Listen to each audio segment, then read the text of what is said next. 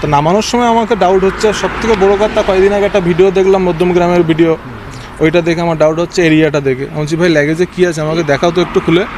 বলছে আমার কাছে চাবি নেই। আমি খোলাই তো আছে চেন, আমি চেন খুলতে যাচ্ছি, আমাকে খুলতে দিচ্ছে না।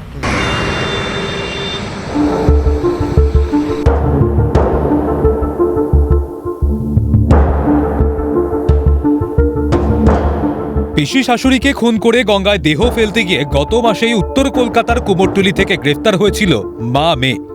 সেই ঘটনার 15 দিনের মধ্যে কার্যত কুমোরটুলির ঘটনারই পুনরাবৃত্তি। সোদপুরের ঘোলার মুড়াগাছা খেপলির বিলে দেহ ফেলতে গিয়ে অ্যাপক্যাব চালকের তৎপরতায় গ্রেফতার 2 ধৃত করণ সিং ও কৃষ্ণরাম সিং।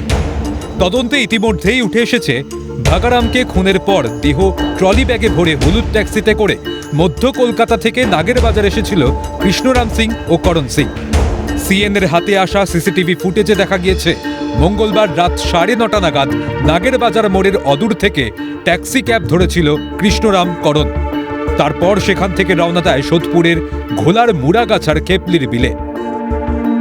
নাগের বাজার মোড়, এই সেই নাগের বাজার মোড়, দমদমের নাগের বাজার মোড় থেকে 9:18-তে যখন এই অ্যাপ ক্যাবটি বুক করা হয়েছিল, সেই অ্যাপ ক্যাবটি কিন্তু 9:30-এর আশেপাশে এই যে জায়গা রয়েছে নাগের বাজার মোড় থেকে ঠিক ঢিলছোড়া দূরত্বে একটু এগিয়ে এলেই এই জায়গা, ঠিক এখানেই অ্যাপ ক্যাবটি প্রথমে দাঁড়ায় এবং সিসিটিভি ফুটেজ বলছে যে 9:30 থেকে প্রায় 9:34 পর্যন্ত ঠিক এই জায়গাতে, এই অঞ্চলেই অ্যাপ ক্যাবটি দাঁড়িয়েছিল এবং এই অ্যাপ ক্যাবের ডিকিতে প্রথমে সেই ভারী ব্যাগটাকে, সেই যে ভারী ব্যাগ রয়েছে সেই ব্যাগটিকে তোলা হয় এবং পরে 2জন ব্যক্তি, অর্থাৎ যাদের বিরুদ্ধে অভিযোগ, সেই 2জন ব্যক্তি কিন্তু ভিতরে প্রবেশ করেন।